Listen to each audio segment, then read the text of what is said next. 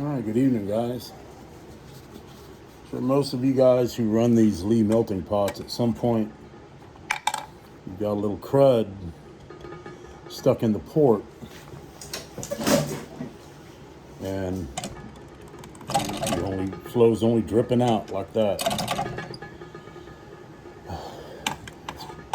This is a pretty dangerous. Well, anytime you're dealing with molted metal,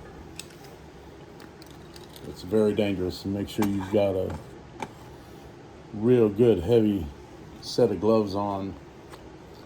And what I've been using to clean the tip out of mine is I've got an oxygen and acetylene tip cleaner, and I sacrificed one of the big ones here and bent a little angle in it and keep my hands out of the way. But you just got to lift up the handle, stick this up in there, wiggle it around. Now you got a full flow.